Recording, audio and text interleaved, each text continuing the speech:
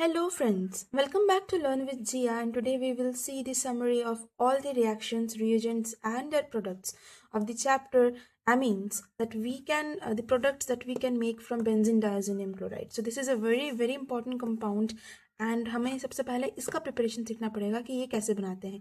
इसका preparation first chapter में बताया गया है, एमीन्स चैप्टर में बताया गया है, बहुत बार रिपीट हुआ है एनसीईआरटी में भी और टीचर ने भी आपको बताया होगा, लेकिन फिर भी हम एक बार रिवाइज करते हैं कि बेंजीन डायज़ोनियम क्लोराइड बनाते कैसे हैं। ये पेरेंट कंपाउंड है, हमने अगर इसको सिंथेसाइज कर लिया तो केमिस्ट्री में बहुत कुछ सिंथेसाइज करना बहुत ईजी हो जाता है, क्योंकि बेंजीन में नॉर्मली कोई भी ग्रुप इंट्रोड्यूस करवाना बहुत टफ होता है।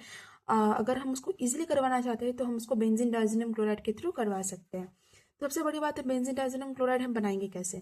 देखिए, आपको लेना है एनिलीन। एनिलीन अगर आप केमिस्ट्री में एक्सपेरिमेंट किए होगा आपको पता होगा इसका गोबर जैसा स्मेल होता है, ठीक है।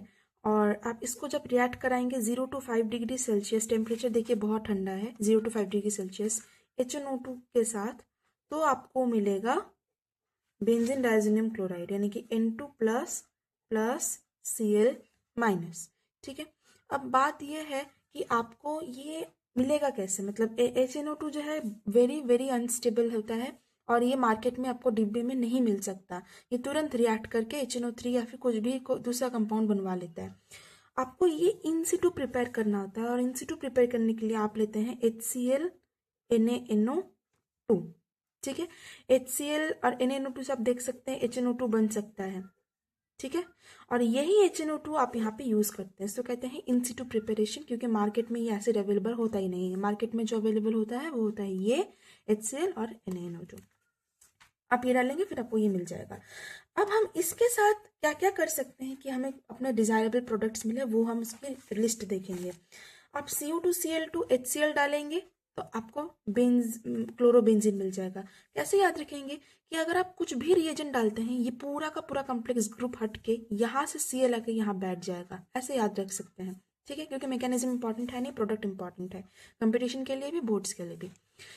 जैसे आप CO2Br2 लेते हैं ये पूरा का पूरा ग्रुप एलिमिनेट हो जाएगा, कॉम्प्लेक्स जो ग्रुप है, और यहाँ से Br उठ के सीधा यहाँ बैठ जाएगा, देखिए ब्रोमोबेंजीन। अगर आप यहाँ पे CN लेते हैं सेम ये हट के CN बैठ जाएगा, साइनोबेंजीन। नाइट्रोजन गैस आप ध्यान से देखिए हर में इवॉल्व होगा, ऐसा इसलिए क्योंकि आप जैसे ही बेन इस ग्रुप को हटा रहे complex group N2 plus plus Cl minus, यहाँ से नाइट्रोजन यहाँ इवॉल्व होगा, ठीक है। और इन तीनों को हम कहते हैं सैंडमेयर रिएक्शन। सैंडमेयर में आप क्या याद रखेंगे कि यहाँ पे CU2 ऐसे यूज होता है, मतलब कि CO2Cl2 CO2Br2, और एक एक्सेप्शन है CuCl, आप उसको याद रखना चाहते हो रख सकते हैं, नहीं रखेंगे तो भी दिक्कत नहीं होगी।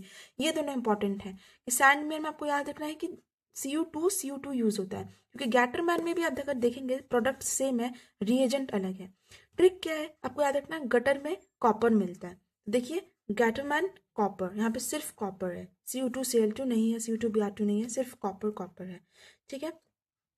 और इसमें भी डायज़ोनियम सॉल्ट ही यूज होता है। देखिए प्रोडक्ट्स बिल्कुल सेम है, मतलब आप कह सकते हैं सैंडमैन और गैटरमैन बिल्कुल भाई हैं, लेकिन अगर मैंने आप अगर इधर देखें मैंने रिमार्क लिखा है कि yield of Sandman is better than Gattermann, ये एनसीईआरटी का एक लाइन है, अगर आपको ये बिल्कुल याद रखना है आपको कि सैंडमैन का जो यील्ड होता है यानी कि जो आपको प्रोडक्ट मिलते हैं वो ज़्यादा होता है कंपेयर टू गैटरमैन, ठीक है।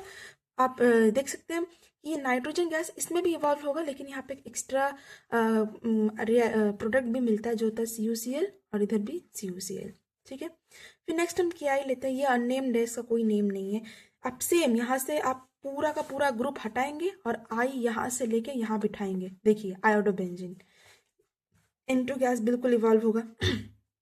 HBF4 जो है ये थोड़ा सा नया है, एनसीईआरटी में दिया हुआ है लेकिन इसका पहले कभी जिक्र हुआ नहीं है।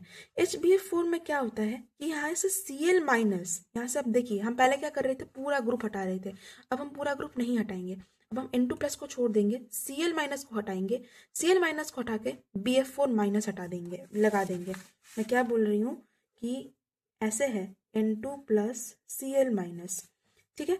अब हम पहले हम क्या कर रहे थे पूरा का पूरा ये ग्रुप हटा रहे थे, अब नहीं हटाएंगे, अब हम Cl माइनस को हटाएंगे और यहाँ पे BF4 माइनस लगा देंगे, देखिए N2 plus plus BF4 minus. आप इसको हीट करेंगे, अब सेम ये इसी का भाई है, अब N2 प्लस अब B पूरा हट जाएगा, F यहाँ पे बैठ जाएगा, ठीक है, फ्लोरोबेंजीन। देखिए आपको इसमें क्या करना हो रहा है कि बेंजीन में आप हेलोजन इंट्रोड्यूस करवा रहे हैं, ठीक है। N2++ BF4 माइनस को आप हीट करेंगे तब आपको फ्लोरोबेंजीन मिलेगा और नाइट्रोजन गैस दोबारा इवॉल्व होगा। ये बहुत इंपॉर्टेंट है H3PO2 कि आप बेंजीन डायज़ोनियम क्लोराइड से बेंजीन कैसे बनाएंगे। H3PO2 को कहते हैं फॉस्फेनिक एसिड या फिर हाइपोफॉस्फोरस एसिड। आप ये डालेंगे अलॉन्ग विथ वाटर तो आपको बेंजीन मिलेगा। अगेन C2H5OH डालेंगे जो कि इथेनॉल है, उससे भी आपको बेंजीन ही मिलेगा, ठीक है।